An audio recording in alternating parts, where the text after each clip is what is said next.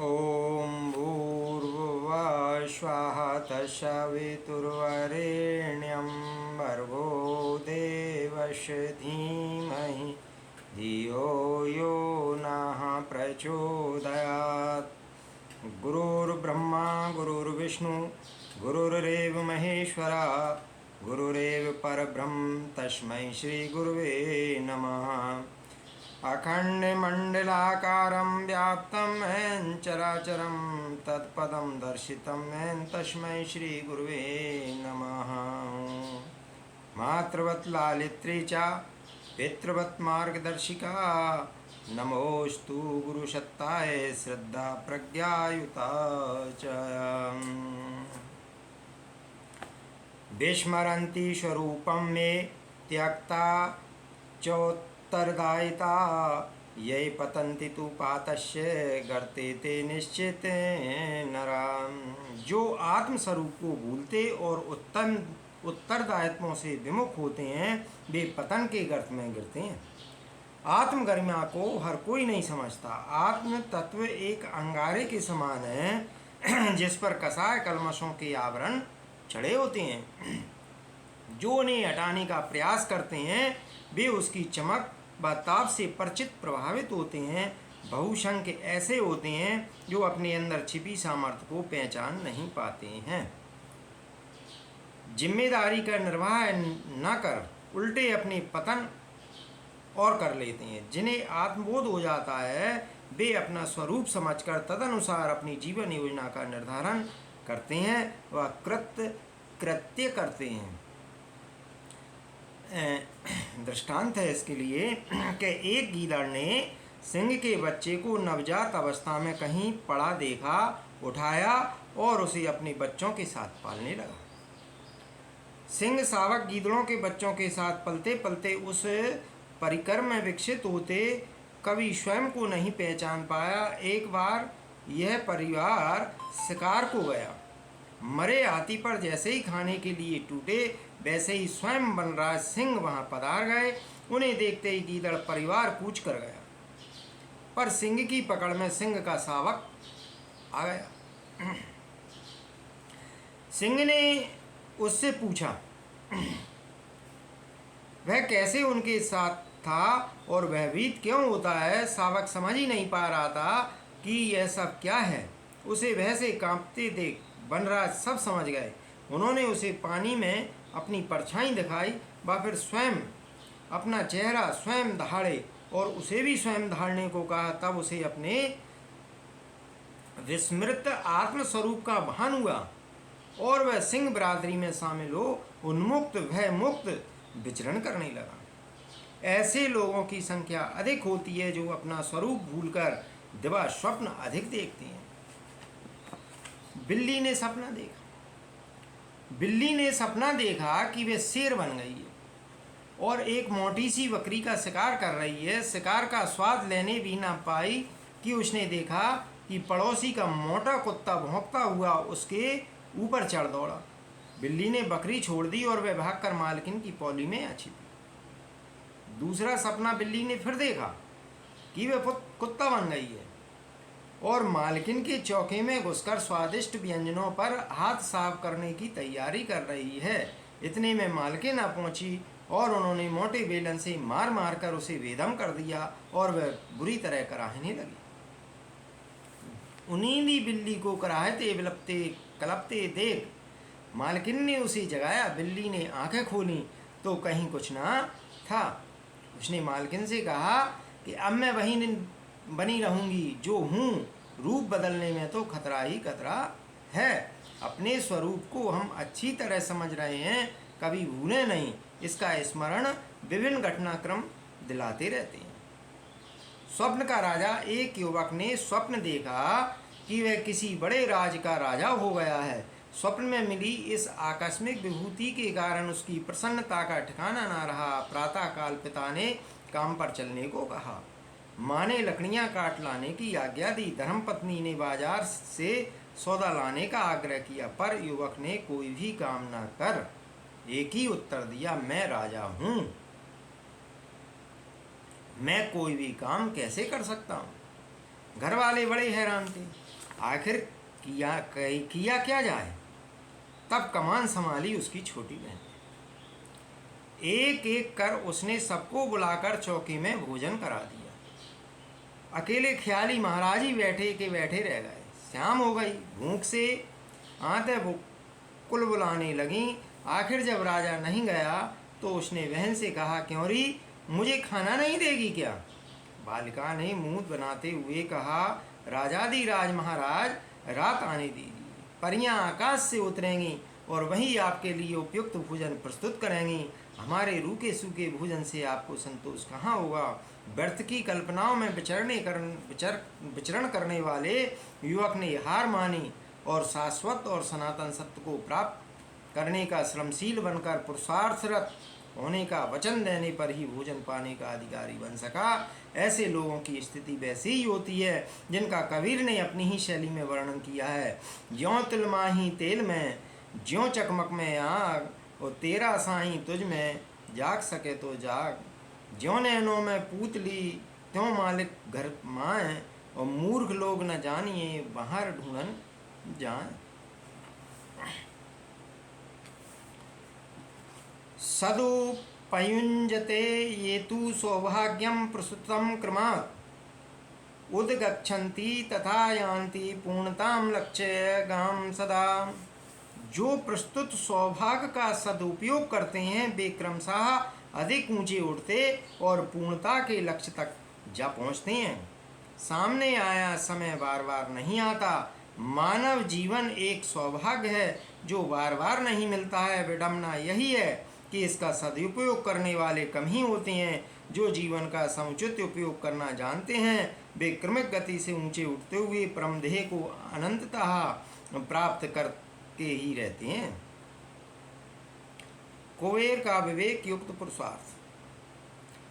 पुलस्त ऋषि की विसर्वा के यहाँ एक कुरूप संतान ने जन्म लिया। बेडोल आकार का होने के कारण सभी उसकी हंसी उड़ाने लगे। उसे लोगों की मूर्खता पर बड़ा क्षोभ हुआ। कुबेर नामक इस पुरुषार्थी ने अपनी हंसी अपने ही घर में उड़ते देख ठान ली कि वह मानव समुदाय को यह बताकर रहेगा कि सभी को मनुष्य जीवन रूपी प्राप्त संपदा का सदुपयोग कर महान से महान बनाया जा सकता है। शरीरगत सुंदरता से नहीं अपितु गुण रूपी संपदा महत्वपूर्ण है एवं उसे ही अर्जित किया जाना चाहिए। यह सोचकर उसने अपनी योग्यता बढ़ाने के लिए कठोर तप किया। अपनी लगन से उसने पिता बाबा को भी इस साधना में सम्मिलित कर लिया। देवताओं ने उन्हें अपना धनाधीश लोकपाल बनाया और वे अलकापुरी में राज करने लगे। कालिदास की कथा है। इसमें कालिदास एक गया बीता व्यक्ति था। बुद्धि की दृष्टि से शून्य एवं काला कुरूप जिस डाल पर बैठा था उसी को काट रहा था। जंगल में उसे इस प्रकार बैठे देख राजसभा से विद्वोत्मा द्वारा अपमानित पंडितों ने उस विदुषी को शास्त्रार्थ में हराने व उसी से विवाह कराने का षड्यंत्र रचने के लिए कालिदास को श्रेष्ठ पात्र माना।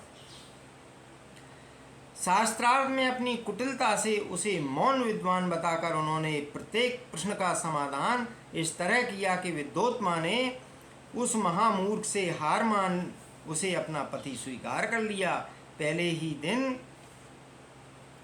जब उसे वास्तविकता का पता चला जो उसने उसे घर से निकाल दिया। धक्का देते समय जो वाक्य उसने उसकी सर्जना करते हुए कहे वे उसे चुभ गए। दृढ़ संकल्प अर्जित कर वह अपनी ज्ञान वृद्धि में लग गया। अंत में वही महामूर्ख अपने अध्ययन से कालांतर में महाकवि कालिदास के रूप में प्रकट हुआ और अपनी विद्वता भी की साधना पूरी कर विद्वोत्मा से उसका पुनर्मिलन हुआ। लेकिन जो अवसर की महत्ता नहीं पहचानते उन्हें तो अंततः पछताना ही पड़ता है। अवसर का प्रतीक चित्र। एक बार एक कलाकार ने अपने चित्रों की प्रदर्शनी लगाई। उसे देखने के लिए नगर से सैकड़ों धनी मनी व्यक्ति भी पहुंचे। एक लड़की भी उस प्रदर्शनी को देखने आई। उसने देखा सब चित्रों के अंत में एक ऐसे मनुष्य का चित्र भी टंगा है जिसके मुंह को बालों से ढक दिया गया है और और उसके पैरों पर पंख लगे थे। चित्र के नीचे बड़े अक्षरों में लिखा था अवसर। चित्र कुछ भद्दा सा था, इसलिए लोग उस पर उपेक्षित दृष्टि डालते और आगे बढ़ जाते। लड़की का ध्यान प्रारंभ से ही इस चित्र की ओर था। जब वह उसके पास पहुंची तो चुपचाप बैठ कलाकार से पूछ ही लिया, श्रीमान जी, है चित्र किसका है? आपने इसका मुंह क्यों ढक रखा है तथा इसके पैरों में पंखों का क्या रहस्य? कलाकार ने जवाब दिया, बेटी, है अवसर का चित्र है। क्योंकि साधारण व्यक्ति इसे पहचान नहीं पाते, अतः मैंने इसका मुंह ढक रखा है ताकि इसे देखकर जिज्ञासा तो उठे। पैरों में पंख इसलिए कि यह अवसर जो आज चला गया कल फिर आएगा नहीं, इसलिए इसे उड़ने से पहले ही थाम लो, इसका सदुपयोग कर लो। लड़की ने मर्म को समझा और तत्क्षण ही अपने जीवन निर्माण में जुट गई। काल ही जीवन है, काल पर वस्तुतः किसी का वश नहीं है। जो है गर्वोक्ति करते हैं उसके लिए युधिष्ठिर के जीवन का यह प्रसंग बहुत यथार्थ है। युधिष्ठिर ने काल को जीता। एक बार एक ब्राह्मण ने युधिष्ठिर के पास जाकर दान की याचना की। युधिष्ठिर राज कार्यों में व्यस्त थे, इसलिए ब्राह्मण को दूसरे दिन आने को कह दिया। भीमसेन को यह बात अच्छी न लगी। उन्होंने सेवकों को बुलाकर सभी मंगलवाद बजाने की आज्ञा दी और स्वयं भी दुंदुभी बजाने लगे। वाद्यों की आवाज़ सुनकर युधिष्ठिर दौड़े आए। उन्होंने भीम से इसका कारण पूछा।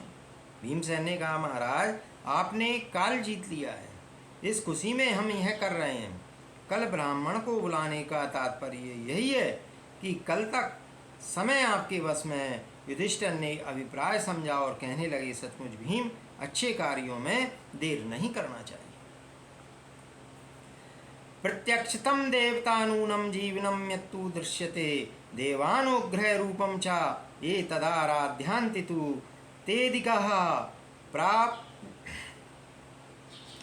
प्राप्नुवन्युच्चा उपलब्धि सनह सनह द्रुपयुञ्जते एते नरः निघण्यन्ति स्वाम गतिम आत्महंतार इव च दुर्गतिम प्राप्नुवन्ति ते नहीं तान कश्चिन्दन्त्योऽपि समुद्रन्तु भवेत्। प्रभु, जीवन प्रत्यक्ष देवता है, वह ईश्वरीय अनुकंपा का दृश्यमान स्वरूप है। जो उसकी आराधना करते हैं, उपलब्धियों का सदुपयोग करते हैं, उन्हें अधिकाधिक मात्रा में उच्च स्तरीय उपलब्धियां धीरे धीरे मिलती जाती हैं। दुरुपयोग करने वाले अपने पैरों पर आप कुल्हाड़ी मारते हैं और आत्महत्यारों की तरह दुर्गति का भोग भोगते हैं। उनका उद्धार कोई नहीं कर सकता है।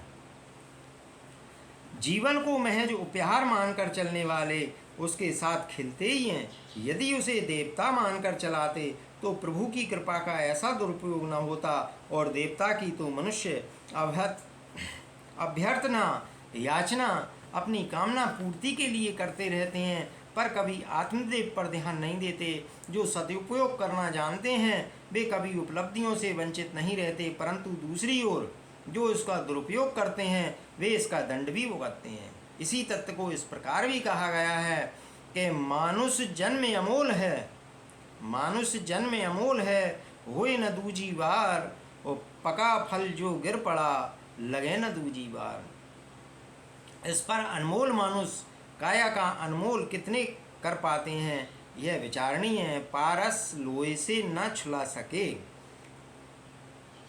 एक व्यक्ति को महात्मा जी के आशीर्वाद से 7 दिन के लिए पारस पत्थर तो मिल गया, पर अब वह व्यक्ति सस्ते लोहे की तलाश में शहर शहर भटकने लगा। एक जगह नहीं मिला, दूसरी जगह दौड़ गया। इसी दौड़ धूप में सारा समय गुजर गया और वह रत्ती भर भी सोना न बना सका।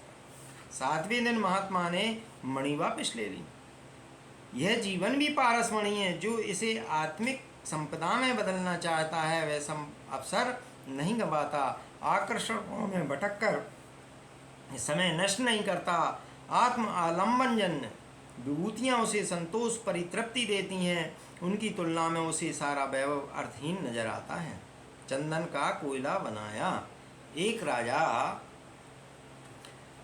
वन भ्रमण को गए। रास्ता भूल जाने पर भूख प्यास से वह एक वनवासी की झोंपड़ी में पहुंच गए। समय पर मिले रूखे सूखे आतिथ्य से उसे तृप्त कर दिया। चलते समय उसने उस वनवासी से कहा, हम इस राज्य के शासक हैं, तुम्हारी सज्जनता से हम प्रभावित होकर चंदन का एक बाग तुम्हें देते हैं, तुम्हारा शेष जीवन आनंद से बीतेगा। चंदन का वन तो उसे मिल गया, पर चंदन का क्या महत्व है और उससे किस प्रकार लाभ उठाया जा सकता है, इसकी जानकारी न होने से वनवासी चंदन के वृक्ष काटकर उनका कोयला बनाकर नगर में बेचने लगा। इस प्रकार किसी तरह उसके गुजारे की व्यवस्था बन पड़ी। धीरे धीरे सभी वृक्ष समाप्त हो गए। एक अंतिम पेड़ बचा। वर्षा होने के कारण कोयला न बन सका तो उसने लकड़ी बेचने का निश्चय किया। लकड़ी का गट्ठा लेकर जब बाजार में पहुंचा तो सुगंध से प्रभावित लोगों ने उसका भारी मूल्य चुकाया। आश्चर्यचकित वनवासी ने इसका कारण पूछा तो लोगों ने कहा, यह चंदन का काष्ठ है, बहुत मूल्यवान है। यदि तुम्हारे पास ऐसी ही और लकड़ी हो तो इसका प्रचुर मूल्य प्राप्त कर सकते हो। वनवासी अपनी नासमझी पर पश्चाताप करने लगा कि उसने इतना बड़ा बहुमूल्य चंदन कोयले बनाकर कौड़ी मोल बेच दिया। पछताते हुए नासमझ को सांत्वना देते हुए एक विचारशील व्यक्ति ने कहा, मित्र पछताओ मत, यह सारी दुनिया तुम्हारी ही तरह नासमझ है। जीवन का एक एक क्षण बहुमूल्य है, पर लोग उसे वासना और तृष्णाओं के बदले कौड़ी मूल में गंवाते हैं। तुम्हारे पास जो एक वृक्ष बचा है उसी का सदुपयोग कर लो तो कम नहीं, बहुत गंवाकर भी अंत में यदि कोई मनुष्य समझ जाता है तो वह भी बुद्धिमान ही माना जाता है। अनुपात उनका ही अधिक होता है जो सब कुछ समाप्त होने पर होश में आते हैं।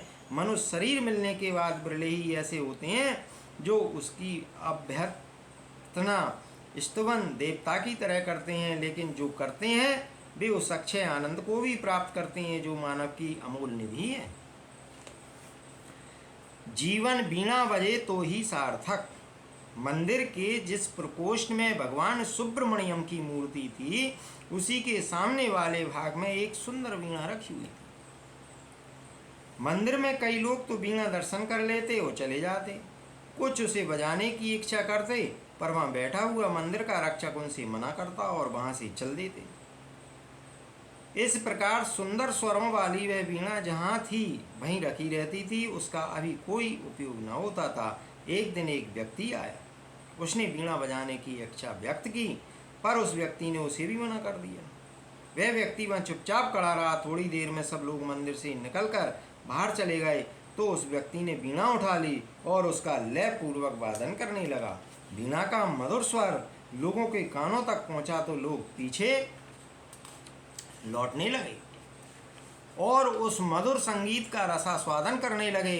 वाद घंटों तक चला और लोग मंत्र मुग्ध होकर सुनते रहे। जब वह बंद हुआ तब भी लोग ईश्वरीय आनंद की अनुभूति करते रहे। लोगों ने कहा, आज वीणा सार्थक हो गई। भावार्थ यह है कि भगवान काया तो सबको देता है, पर कुछ लोग अज्ञानवश व कुछ अभिमानवश इस वीणा रूपी यंत्र का सदुपयोग नहीं कर पाते। यदि इन दो दोषों से दूर रहकर कोई शरीर रूपी वीणा से मधुर लहरियां निकाले तो इस आनंद से न केवल वह स्वयं वरण संपर्क के सैकड़ों लोग इसमें ईश्वरीय आनंद की झलक पाते हैं। ऐसी जीवन वीणा सभी बजा सकें, यही तत्व विवेकताओं का निर्देश है, महामानवों का उपदेश है एवं प्रत्यक्ष अनुभूत सत्य है। पर दूसरा पक्ष भी ऐसा हठी है कि उस पर काबू पाना, अंत की दुष्प्रवृत्तियों से संघर्ष कर जीवन रूपी मणि का उपयोग कर पाना हर किसी के लिए संभव नहीं हो पाता। सूर्यकांत मणि का उपयोग। एक महात्मा के पास सूर्यकांत मणि थी। जब उनका अंतकाल समीप आया तो बड़े प्रयत्न से अर्जित यह मणि उन्होंने अपने पुत्र सोमनस को दे दी और कहा, यह कामधेनु के समान वांछा प्रदान करने वाली है, इसको संभाल कर रखना, इससे तुम्हारी सब आवश्यकताएं सहज में पूर्ण हो सकेंगी और तुम्हें कभी किसी चीज का अभाव नहीं हो सकता। सोमनस ने मणि तो ले ली, पर पिता के उपदेशों पर कुछ ध्यान नहीं दिया। रात्रि के समय दीपक के स्थान पर वह उसका उपयोग करने लगा। एक दिन उसकी प्रेयसी व्यास्या ने उपहार में यह मणि मांगी और सोमनस ने उसे बिना किसी संकोच के दे डाली। वेश्या ने कुछ समय बाद एक जौहरी के हाथ उसे बेच दिया और उस धन से श्रृंगार की सामग्री खरीद ली। जौहरी ने मणि की परीक्षा ली और रासायनिक प्रयोगों द्वारा उसकी सहायता से बहुत सा सोना बना लिया। इससे वह बड़ा वैभवशाली बन गया और अपना जीवन राजा महाराजाओं की तरह व्यतीत करने लगा। अनेक दीन दुखियों की भी उसने उस स्वर्ण राशि से बहुत सहायता की। आनंद ने अपने शिष्य विद्रुत को यह कथा सुनाते हुए कहा, वत्स, यह जीवन सूर्यकांत मणि के समान है। इसका सदुपयोग करना कोई पार की जौहरी जानते हैं, अन्यथा सोमनस और गणिका की तरह उसे कौड़ी मूल गमा देने वाले ही अधिक होते हैं।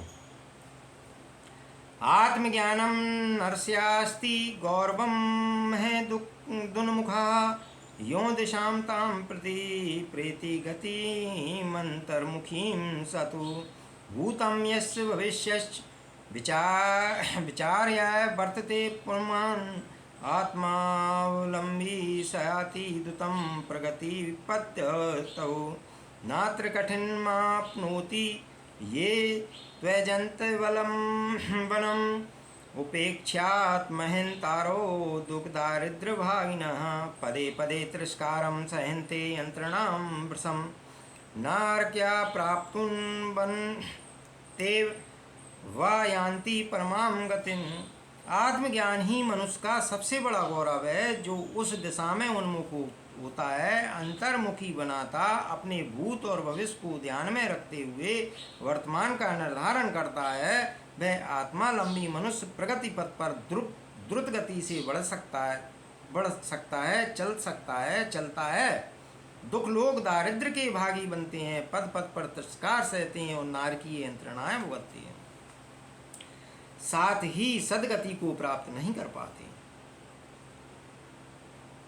मनुष्यों को औरों की अपेक्षा अधिक बुद्धि, विद्या, वैभव, बल, विवेक मिला है, यह बात तो समझ में आती है, किंतु इन शक्तियों का संपूर्ण उपयोग वह जीवन तक ही सीमित रखने में उसने बुद्धिमत्ता से काम नहीं लिया है। अर्जित कौशल एवं ज्ञान को उसने मात्र शारीरिक सुख उपभोग तक सीमित रखा है।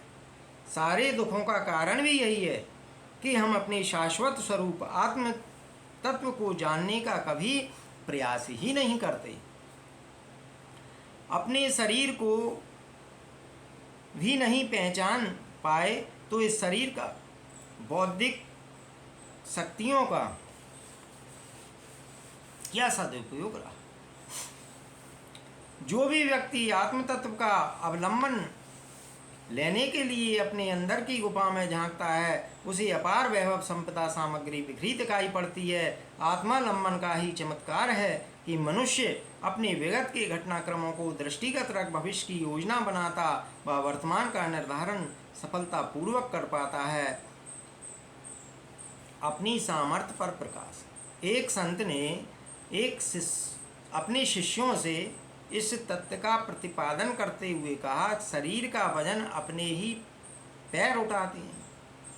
यदि पैर असमर्थ हों तो खड़ा होना या चल फिर सकना भी कठिन है।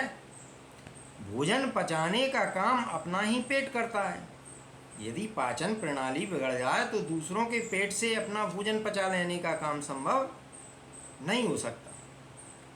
विद्या प्राप्त करने के लिए स्वयं ही पढ़ना पड़ता है। अपने ही पुण्य पाप से मनुष्य सुख और दुख प्राप्त करता है। जिसे सुखद आनंद में संसार में रहना है, उसे यह निर्माण कार्य अपने ही भीतर से आरंभ कर देना चाहिए। वह निर्माण की जैसी कल्पना हो उसी के अनुरूप अपना निर्माण किया जाए।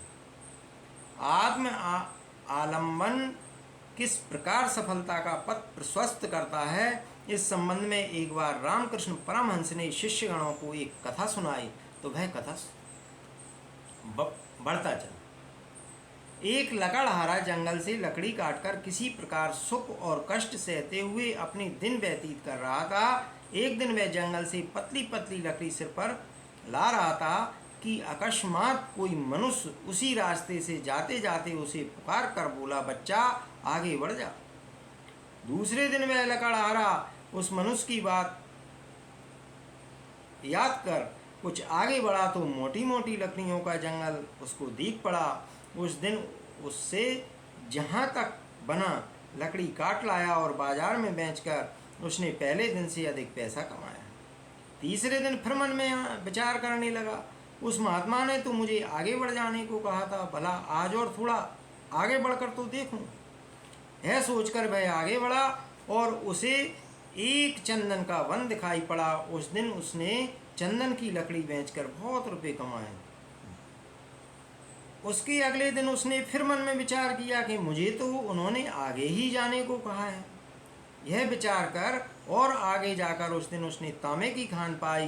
वह यहीं पर न रुककर प्रतिदिन आगे ही बढ़ता गया और क्रमशः चांदी, सोने और हीरे की खदानें पाकर बड़ा धनवान हो गया। धर्म मार्ग में भी इसी प्रकार होता है। आध्यात्मिक क्षेत्र में आदमी को कभी भी रुकना नहीं चाहिए। उस साधु ने जो आगे बढ़ने की शिक्षा दी थी उसका मर्म था, रुक मत, चलता जा। जब तक गंतव्य तक न पहुंच जाए अपने अंदर झांक, तब तक आत्म अवलोकन, विश्लेषण, मनन कर। जब तक प्रगति की राह न दिखाई पड़े थोड़ी थोड़ी ज्योति आदि का दर्शन कर। यह मत समझे कि तुम्हें सिद्धि मिल गई है, मोक्ष प्राप्त हो गया है। इस संबंध में संत कबीर ने भी कहा है कि कस्तूरी कुंडल से मृग ढूंढे बनमाई। कस्तूरी कुंडल बसे मृग ढूंढे बनमाई। और ऐसे घटघट राम है दुनिया देखे नाई। तेरा साईं तुझ में जस पूह पन में बास। और कस्तूरी का हिरण ज्यों फिर ढूंढत घास। आत्म आलंबी किसी अनुग्रह वरदान की प्रतीक्षा नहीं करते, ना ही याचना, वरन प्रकृति का पथ स्वयं बनाते हैं। अपनी सहायता आप करते हैं, झरने तक उतर कर प्यास बुझाई। दूसरी, 3 पथिक पहाड़ी की ऊपरी चोटी पर लंबा रास्ता पार कर रहे थे। धूप और थकान से उनका मुंह सूखने लगा। प्यास से व्याकुल हो उनने चारों ओर देखा, पर वहाँ पानी ना था। एक झरना बहुत गहराई में नीचे बह रहा था। एक पथिक ने आवाज़ लगाई, हे ईश्वर सहायता कर, हम तक पानी पहुँचा। दूसरे ने कहा, हे इंद्रदेव मेघमाला ला और जल वर्षा। तीसरे पथिक ने किसी से कुछ नहीं मांगा और चोटी से नीचे उतरकर तलहटी में बहने वाले झरने पर जा पहुँचा और भरपूर प्यास बुझाई। 2 प्यासों की आवाज़ें अभी भी सहायता के लिए पुकारती हुई पहाड़ी को प्रतिध्वनित कर रही थीं, पर जिसने आत्म आलंबन का साहस किया वह तृप्ति लाभ कर फिर आगे बढ़ चलने में समर्थ हो गया। बुद्ध सब देखकर हंसे।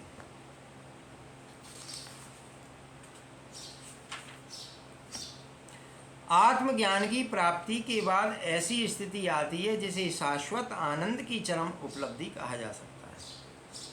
सुजाता ने खीर दी, बुद्ध ने उसे ग्रहण कर परम संतोष का अनुभव किया। उस दिन उनकी जो समाधि लगी तो फिर 7वें दिन जाकर टूटी। जब वे उठे उन्हें आत्म साक्षात्कार हो चुका था।